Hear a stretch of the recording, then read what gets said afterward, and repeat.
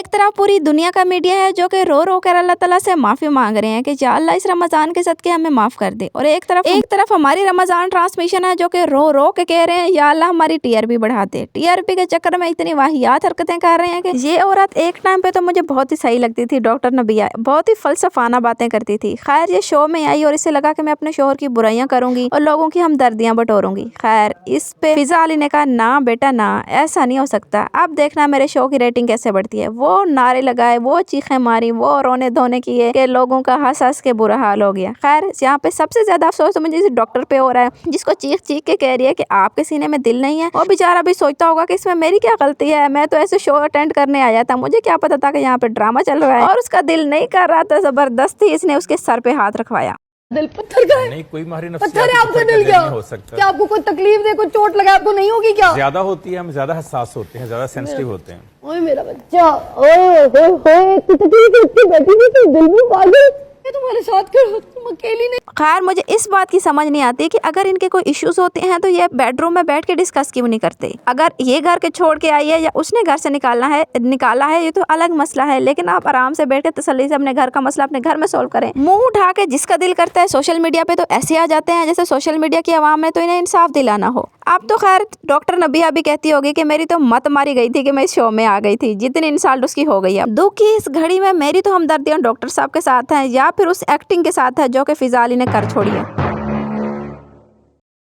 खैर शुएब मलिक को लगा था कि बेगैरती में मेरा रिकॉर्ड तो कोई तोड़ ही नहीं सकता। इमाद वसीम ने कहा ना ना बेटा ऐसा नहीं हो सकता, मैं तो आपसे एक कदम आगे बढ़ूंगा। और इसने भी बेगैरती की इंतहा करते हुए अपने 3 बच्चों को और अपनी बीवी को छोड़कर पाकिस्तानी टिकटॉकर इन्फ्लुएंसर से शादी कर ली। जब इनसे पहले पूछा गया तो इन्होंने कहा ना ना ये तो फैन मोमेंट है। अब इनको लग रहा था कि फैन मोमेंट बहुत ज्यादा हो गया है तो असली में फैन मोमेंट कर लेते हैं और शादी कर लेते हैं। खैर उसकी पहली बीवी के भी बहुत सारे बयानात सामने आ रहे हैं कि इसने मेरा अबॉर्शन करवाया, ये करवाया, वो करवाया। इस चीज़ में मेरी दो राय हैं। सबसे पहले ये है कि अगर वो अबॉर्शन करवाने जा रहा था तो आप इतनी इंडिपेंडेंट लड़की हैं, आपको नहीं पता था कि ये चीज़ गलत है और मुझे नहीं करनी चाहिए। और दूसरी बात, सोशल मीडिया पे लड़ना और हर बात सोशल मीडिया पे डिस्कस करने की मुझे तो बिल्कुल समझ नहीं आती। आजकल जिसका दिल करता है उठता है, मुंह धोता है और आ जाता है सोशल मीडिया पे आवाम से कुछ कहने, जैसे आवाम ने इनको इंसाफ दिलाना है। अगर इस तरह का कोई सीरियस इशू है तो मेरी बहन आपको कोर्ट में जाना चाहिए। खैर उसने बहुत गलत किया, नो डाउट। शादीशुदा होने के बाद बाहर अफेयर चलाना इट्स नॉट फेयर, ठीक है, लेकिन अगर आपको अभी कोर्ट जाना चाहिए, नहीं कि सोशल मीडिया पे बैठकर ऐसी बातें करनी चाहिए। आप लोग बताएं इसमें आपकी क्या राय है, कमेंट बॉक्स में ज़रूर बताना। जहाँ जेनजी और मिलेनियर की शादी नहीं हो रही, साइलेंट जनरेशन ने कहा मैं करके दिखाता हूँ, ऐसी होती हैं शादियाँ और इस उम्र में भी हम शादियाँ कर सकते हैं। खैर रावलपिंडी का एक हकीम जिसने नौजवान लड़की से शादी करके पूरे इंटरनेट को हिला दिया है, और सुनने में ये आया है कि ये बाबा दोस्तों को अफ्तारी करवाता था, तहज्जुद की नमाज के साथ 6 नमाजें पूरी पढ़ता था और इसको ऐसे लोगों की दुआ थी, तब जाके इसको ये लड़की मिली। इंटरव्यू में बाबा जी से पूछा गया कि इतनी खूबसूरत लड़की आपने पटाई कैसे, तो बाबा जी ने बड़ा फनी सा आंसर दिया कि मैंने तो इसको एक दफा ही कहा और वो खुद ही मान गई। इसकी माँ को मनाते 2 साल जरूर लगे, लेकिन इसको मनाते हुए मुझे टाइम नहीं लगा। खैर रमजान के 10 दिनों में जितना कंटेंट मिल चुका है और पाकिस्तानियों ने जो अनियां फैला दी है, अगले 20 दिन में पता नहीं क्या क्या आने वाला है हमारे पास। एक तो यासिर शामी को पाकिस्तान का इमरान हाशमी कहा जाता है, क्योंकि जो भी उलट पुलट काम होता है, जो भी पाकिस्तान में टेढ़ी मेढ़ी हरकत करता है, मुंह उठा कर ये पहुंच जाता है उसका इंटरव्यू करना और वहां से और उनसे ऐसे सवाल करता है जो कि ना सुनने वाले होते हैं ना समझने वाले होते हैं। इनसे शादी के कोई से 3 फायदे बताएं आप।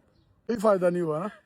आपको ऐसे नहीं लगता इनसे शादी करके जैसे बंदा रस्सी से स्नोकर खेलता है? नहीं ऐसी बात तो नहीं है। ओए यार गल करन वाली ऐसी कोई गल नहीं है। हाँ जी, मलका दा मुंडा है। हाँ मलका दा मुंडा है। ए मुंडा ले ए मुंडा यार उन्हें मुंडा जी।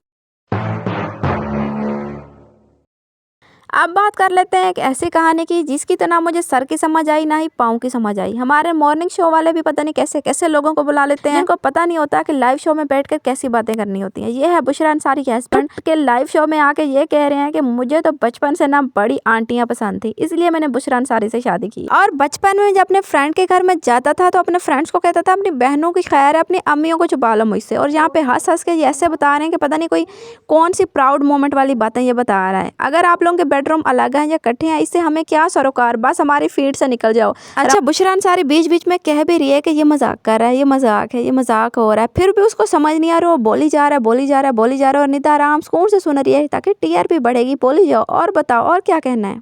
मुझे कभी जिंदगी में ना ये मेरा एज ग्रुप पे लड़की अच्छी नहीं लगी, मुझे हमेशा औरतें अच्छी लगती है बड़ी उम्र की। और मैंने कहा, मैं जब किसी दोस्त के घर में जाता था तो उन्होंने कहता था, भैया बहनें साइड पे कर दो, अम्मी को खतरा है, किसी और को खतरा नहीं है। वो सब अपनी बहनें मेरे साथ बैठे थे, अम्मी छुपा लेते थे बचपन में। तो मैंने कहा, भाई मुझे वैसे भी एल्डरली पर्सन अच्छे लगते हैं, तो इफ शी इज विलिंग। खैर, अभी तो 10 रोजे गुजरे हैं और इतनी सारा कुछ पाकिस्तानियों ने आके बाहर कर दिया है। अब मुझे नहीं समझ आ रही कि अगले 20 रोज़ों में क्या क्या होने वाला है। टीआरपी के चक्कर में हमें क्या क्या वाहियात देखना पड़ सकता है।